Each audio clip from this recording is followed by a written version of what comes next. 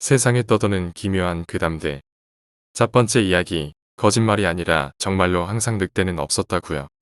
늑대가 나타나자 양치기 소녀는 다시 한번 마을 사람들이 다 들리도록 소리를 질렀어요. 도와주세요. 도와주세요. 늑대가 나타났어요. 양들을 다 잡아먹는다고요.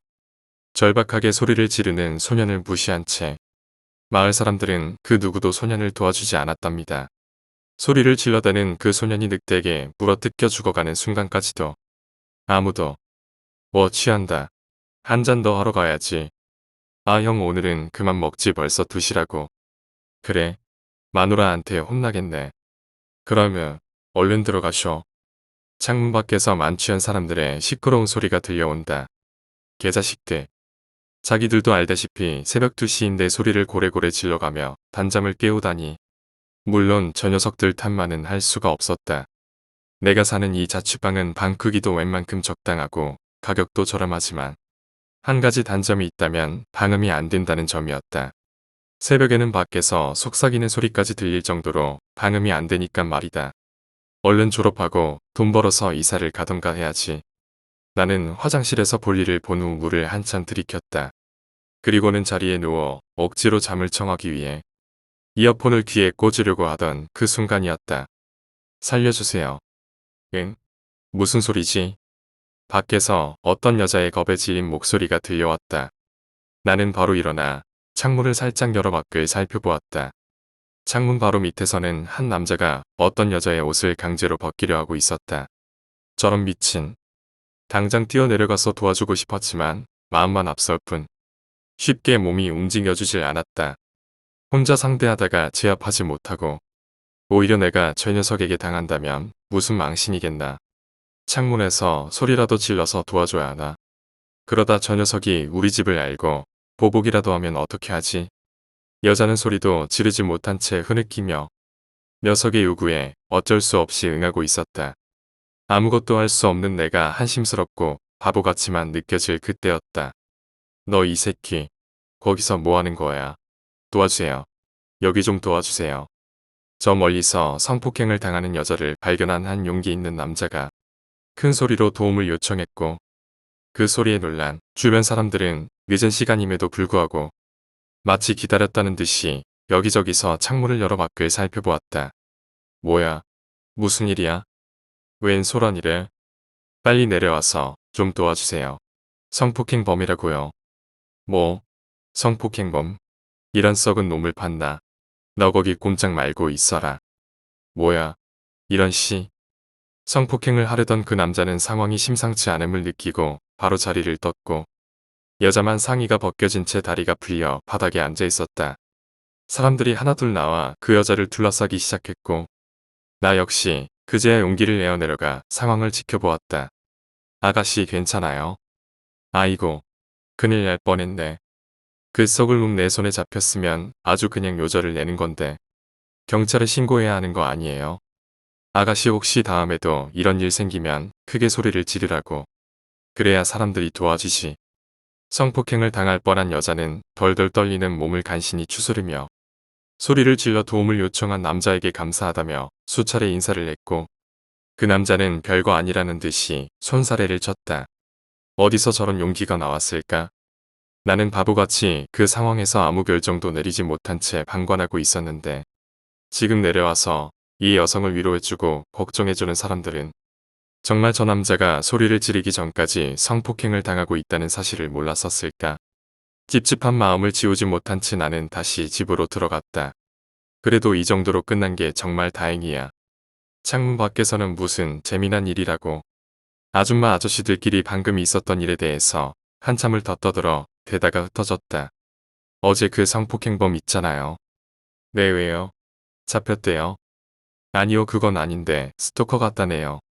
스토커요? 네 어제 그 아가씨가 최근에 계속해서 누가 따라다니는 것 같고 그런 이상한 기분을 계속 느끼고 있었다네. 아이고 얼른 잡혀야 할 텐데 말이에요. 그러게요. 세상이 왜 이렇게 흉흉한지. 감시 카메라 이런 것 좀 많이 달아달라고 항의라도 해야 하는 거 아니에요? 그러니까요. 우리가 나서서 동네를 지켜야 하지 않아요? 아침에 일어나서도 동네 사람들은 어제 그 일에 대한 이야기뿐이다. 이 동네 사람들이 원래 이렇게 친하게 지냈었나? 갑자기 단합이 되어버린 동네 사람들이 조금 낯설었다. 이래서 냄비근성 하는 건가 나쁘다고 생각하지는 않는다. 하지만 쉽게 식지 않았으면 좋겠다는 생각이 들었다. 하지만 내 생각이 틀렸다. 며칠이 지나자 동네 사람들은 다시 일상으로 돌아갔고 서로 이야기를 하는 사람들은 눈에 띄게 줄어들었다. 물론 그 성폭행범 이야기하는 사람들은 전혀 보이지 않았고 감시카메라 항에 변한 건 아무것도 없었다. 나 역시 그들과 다를 바 없었기에 그들을 비웃을 수만은 없었다. 아무 일 없는 게 다행인 거지. 그런 생각만 했을 뿐. 그렇게 며칠이 흘렀을까. 다시 동네 사람들이 떠들썩해지기 시작했다. 뭐지? 무슨 일이 또 생겼나? 나 역시 호기심이 생겨 아줌마들이 이야기하는 곳에 가서 이야기를 들었다. 아이고, 어떻게 그런 일이 생겨? 그러니까 그 착하고 정의로운 청년이 무슨 소리를 하는지 감이 오질 않았다. 저기 아주머니, 무슨 일 있나요? 201호 학생이구만.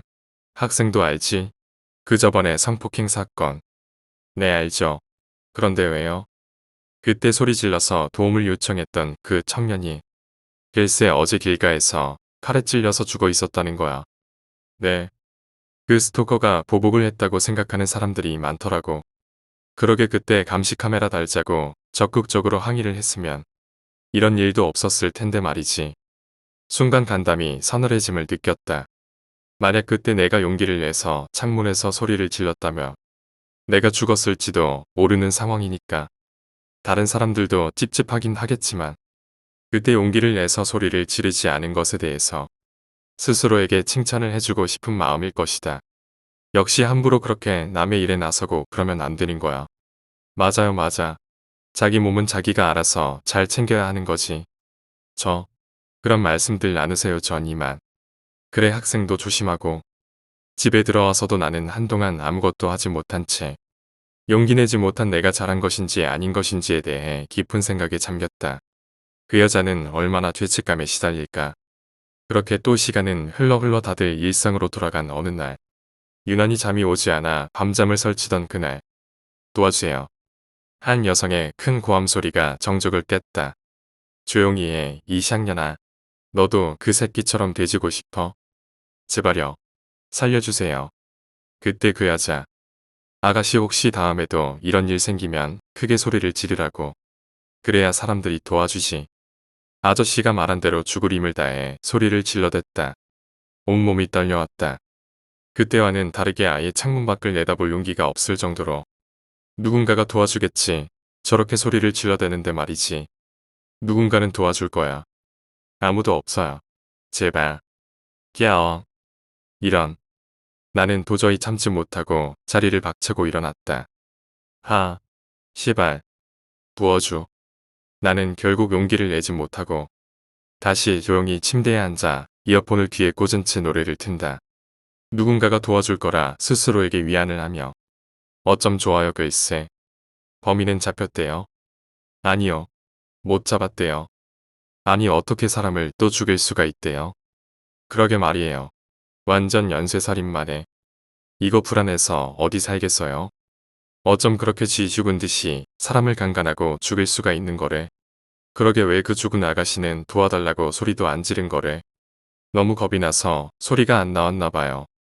도와달라고 했으면 내가 당장 뛰쳐나가서 그 자식 요절을 내는 건데 말이야. 그러게요. 참 안타깝네. 다들 조심하자고. 무슨 일 생기면 항상 도움 요청하고. 네. 그래요. 다들 들리지 않았다고 조용히 죽은 그 아가씨만 불쌍하다고 이야기들을 한다. 너무나도 뻔뻔한 얼굴들로 말이다. 근데 저렇게 이야기하는 저 사람들 말이 난 이해가 된다. 나도 어제 아무것도 듣지 못했으니까. 맨날 거짓말만 치고. 늑대가 나타나지도 않았는데 늑대 나타났다고 그러니깐 우리도 지쳤다고요. 그 녀석 거짓말해. 맞아요, 맞아. 항상 늑대 잡으러 가면 거짓말이었다고 어른들 약 올리기나 하고 말이야. 어린 녀석한테 이런 말 하면 안 되는 거지만 그 녀석 어른들한테 매일같이 거짓말이나 하다가 천벌받은 거라고요. 그래요. 천벌받은 거예요. 맞아요. 그 녀석은 거짓말쟁이였다고요. 정말로 항상 늑대는 없었다고요. 그렇죠. 맞아요. 우리는 정당합니다. 두 번째 이야기. 편의점 아르바이트. 후배는 편의점에서 심야 아르바이트를 하고 있었다. 후배는 함께 아르바이트를 하고 있던 선배와 함께 계산대 뒤에서 만화를 보거나 게임을 하거나 하며 시간을 때우고 있었다. 어느 날 평소처럼 계산대에서 과자를 먹으며 후배는 그 선배와 함께 쓸데없는 잡담을 하고 있었다. 일이라고 할 만한 것도 없어서 가끔 모니터를 체크하는 것뿐이었다. 모니터는 화면이 4분할되어 계산대를 비추는 것이 2개, 식료품 찬장에 1개, 책장에 1개씩 분할되어 있었는데 책장 쪽에 여자가 1명 서 있었다. 머리가 허리까지 닿는 치렁치렁한 머리를 한 여자였다. 이상하네. 문 열 때 울리는 차임벨이 울리지 않았었는데 라고 선배는 이상하게 생각했지만 가끔 그런 경우도 있어서 깊이 생각하지 않았다. 그러나 무언가 이상했다. 시간이 계속 지났지만 여자는 당초 움직이는 기색을 보이지 않았다. 책을 읽고 있는 것인가 했지만 그것도 아니었다. 여자의 손에는 아무것도 없었고 그저 책장을 빤히 응시하고 있을 뿐이었다. 야, 저 여자 책 훔치려는 거 아닐까? 선배가 말했다. 어딘지 모르게 이상한 분위기가 느껴지는 여자다. 후배도 그 생각을 하고 있던 차였기에 고개를 끄덕였다. 둘이서 함께 조사해 보기로 하고 선배는 계산대 쪽에서 바로 후배는 뒤쪽으로 돌아 책장으로 향한다. 그렇지만 막상 책장까지 와보니 여자가 없었다. 두 사람은 고개를 갸웃했다. 분명히 도망칠 구멍이 없도록 2명이 한 번에 접근했는데 그러자 화장실 쪽에서 물을 내리는 소리가 들려왔다. 뭐야, 화장실에 간 건가? 이상한 사람이라고 생각하며 둘은 다시 계산대로 돌아갔다. 그러나 모니터를 다시 보고 둘은 몸에 소름이 끼치는 것을 느꼈다. 아까와 전혀 다름없는 모습으로 여자가 책장을 바라보고 있는 것이었다. 빠르다. 지나치게 빠르다. 화장실에서 책장으로 돌아오는 것과 책장에서 계산대로 돌아오는 것이라면 분명히 이쪽이 훨씬 빠를 터였다. 게다가 어째서 아까와 한치도 다르지 않은 모습으로 책장을 보고 있는 것인가.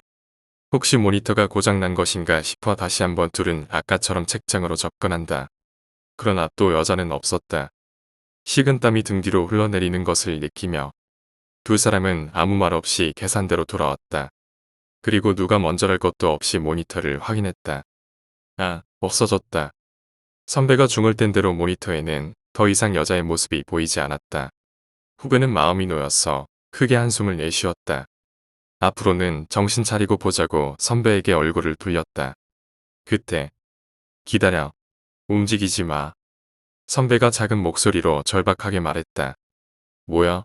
라고 생각했지만 반사적으로 후배는 움직임을 멈췄다. 두 사람은 모니터를 보고 있는 채로 굳어 있었다. 절대로 지금 뒤를 돌아보지 마. 선배가 다시 작은 목소리로 말했다. 왜 그런 거지? 라고 생각한 후배였지만 모니터를 가만히 보니 그 이유를 알 수 있었다. 화면에 반사된 자신과 선배의 얼굴이 비추고 있었다. 그런데 선배와 자신의 얼굴 바로 사이에 또 하나 여자의 얼굴이 보이고 있었다. 비명을 겨우 참아내며 후배는 몸을 떨었다. 가만히 몇 분 정도 있었을까. 무언가를 중얼거리면서 여자의 얼굴이 사라졌다. 그리고 1분 정도가 지났다. 이제 괜찮아. 선배의 목소리가 들려오고 나서야 후배는 겨우 숨을 돌렸다. 겁내면서 뒤돌아보았지만 아무도 없었다. 미친 듯이 뛰는 심장을 억누르며 후배는 모니터로부터 떨어졌다. 뭔지는 모르겠지만 나타나는구나. 선배는 지인 듯한 목소리로 중얼대며 후배 쪽을 바라보았다. 그렇네요. 라고 대답하며 후배는 굳어버렸다. 그 시선을 따라 선배는 모니터를 다시 바라본다. 거기에는 전에 그 여자가 있었다. 거기다가 이번에 그 여자는 카메라를 향해 입을 찢어질 듯 벌리며 웃고 있었다. 두 사람은 그 길로 편의점에서 도망쳐 나왔고 다음 날부터 아르바이트를 그만두었다고 한다. 세 번째 이야기, 저승사자 괴담. 제 친구는 어릴 때부터 병이 있었는데요. 피가 잘 굳지 않는 혈우병을 가진 친구입니다.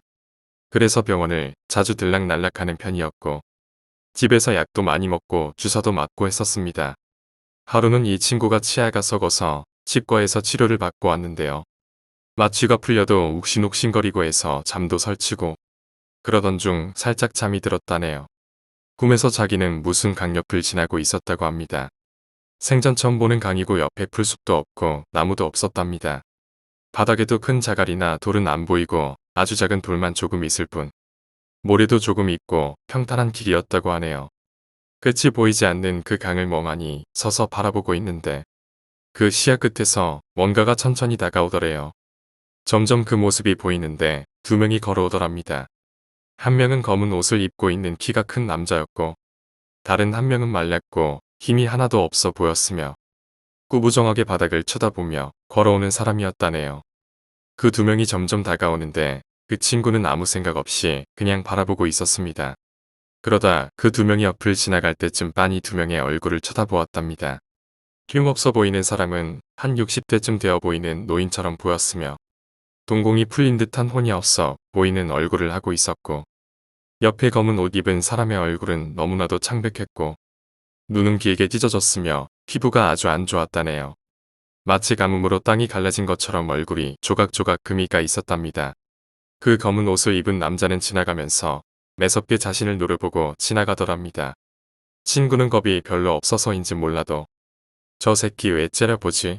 피부 관리나 하지 존나 더럽네 하고 생각했었다네요. 두 명이 스르륵 지나가는데 검은 옷의 남자가 뒤돌아보며 말했답니다. 네 금목에 그거 안 빼면 니도 옆에 이놈이랑 같이 가게 될 거다. 뭐? 그러곤 갑자기 잠이 깼습니다.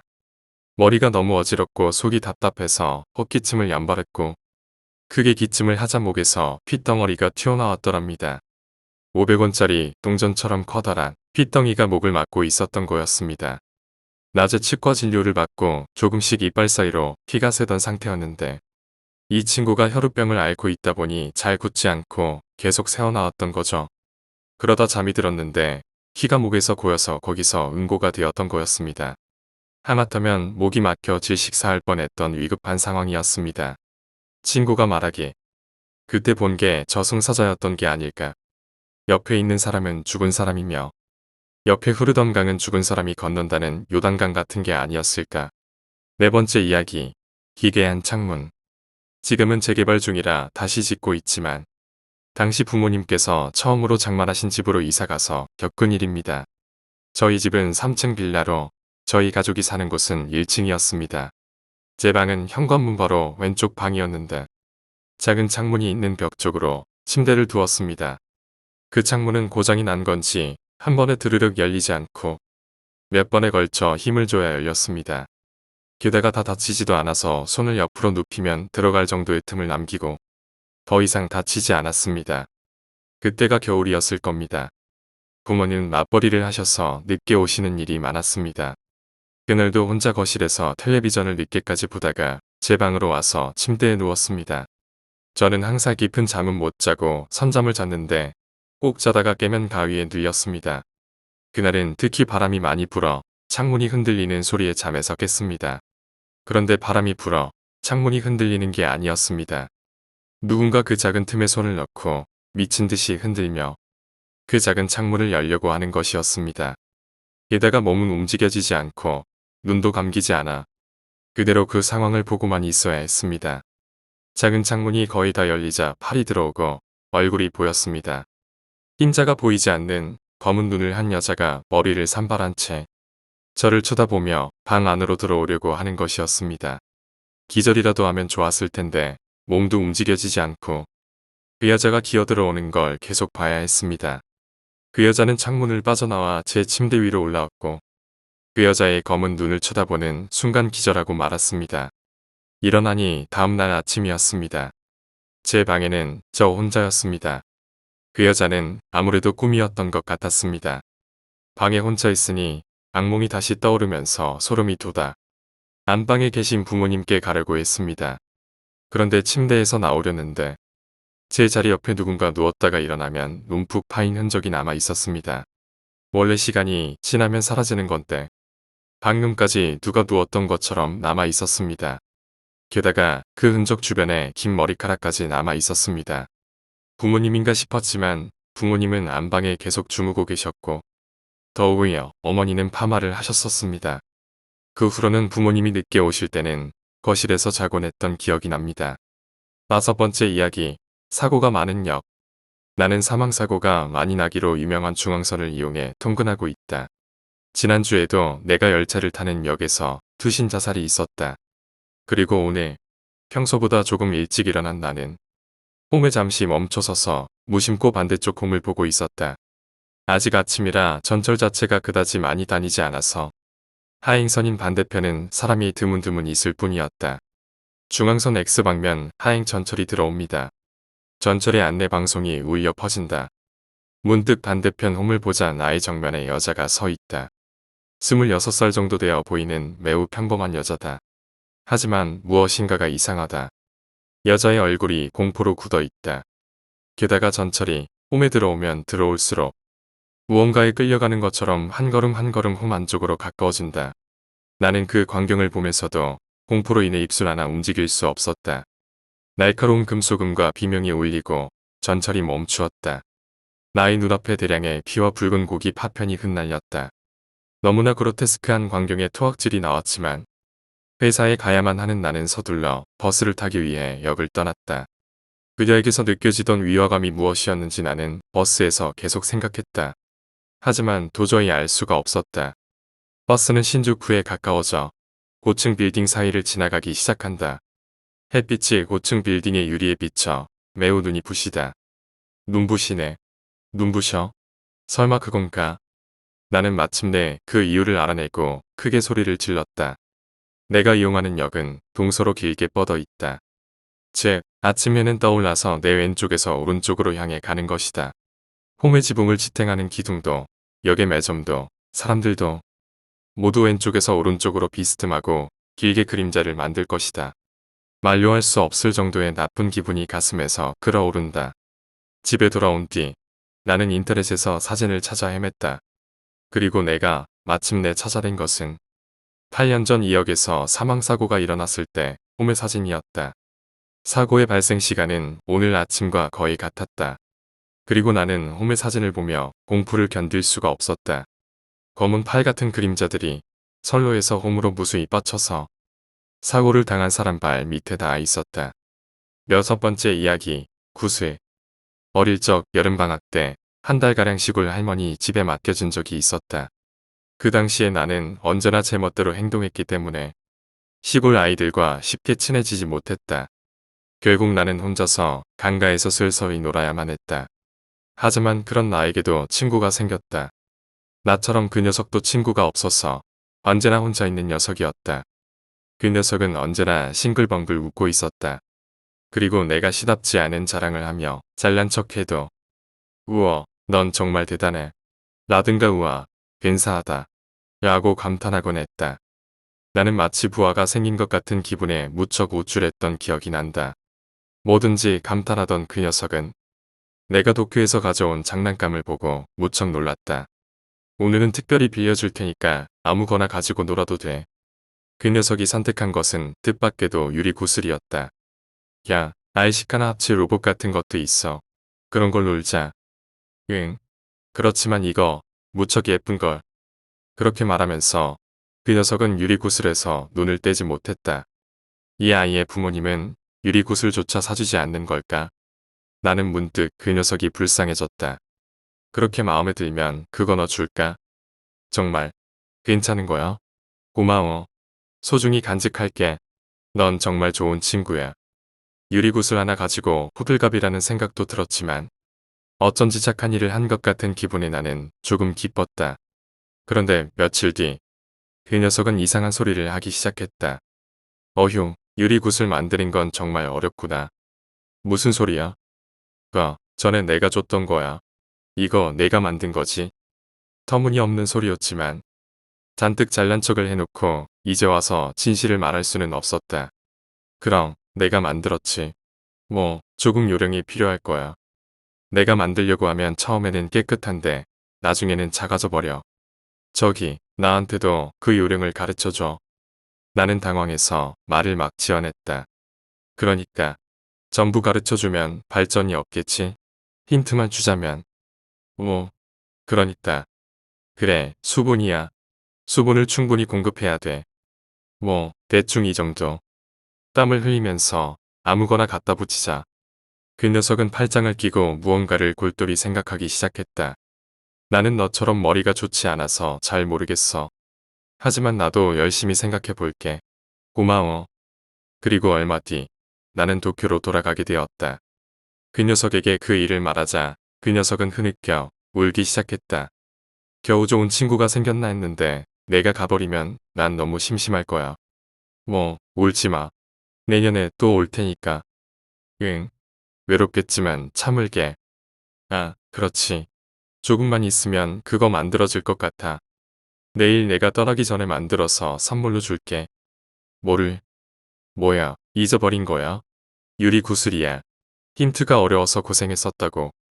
강에서 씻으면 떠내려가 버려서. 그래도 좋은 방법을 생각해냈어.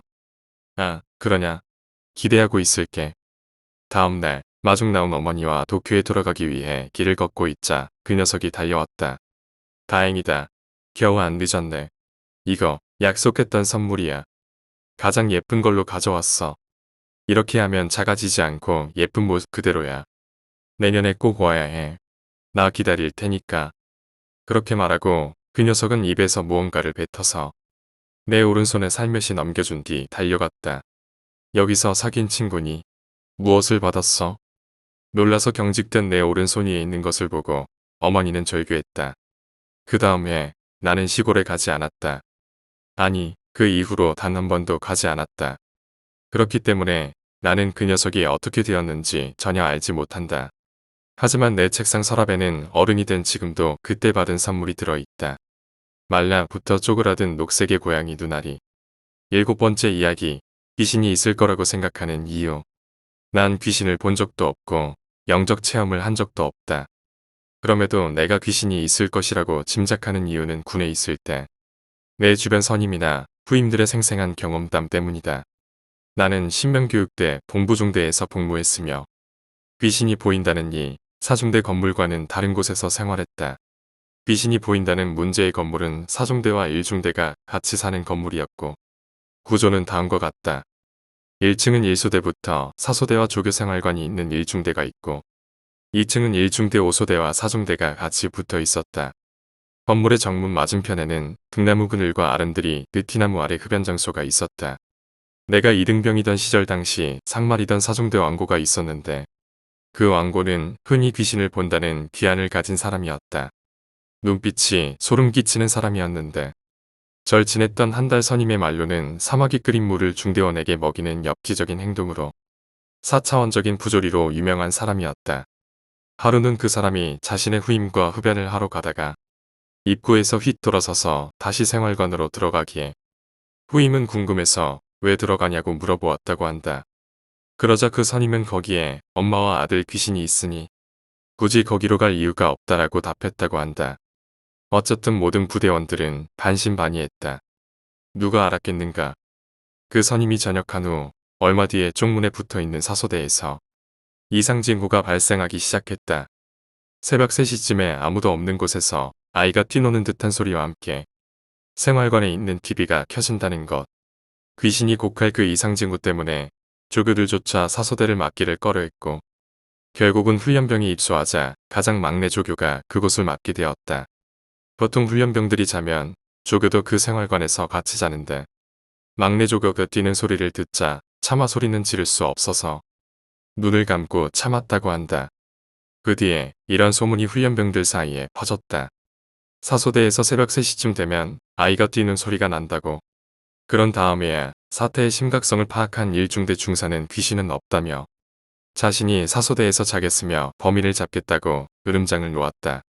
그리고 새벽 3시가 되자 어김없이 TV가 켜지고 아이가 뛰는 소리가 나자 중사는 어떤 새끼야 하며 불을 켜면서 뛰어갔다. 그러자 쪽문이 살짝 열렸다 닫히는 게 그의 눈에 보였고 그는 곧장 뛰어가 쪽문을 보았다. 그러자 어렴풋이 어둠 속에서 아이가 뛰는 실루엣과 함께 어떤 여자가 서 있는 것이 보였다. 일중대 중사는 그대로 굳어서 식은땀을 흘리며 조용히 쪽문을 닫으며 지통실로 갔고 어떤 말도 뛰지 못한 채 조용히 자리에 앉아 있었다. 그 사건 이후 난 귀신이 존재한다는 것을 믿게 되었고 행보관이 부적 비슷한 걸 가져와서 붙이자 그 이상 소동은 없어졌다.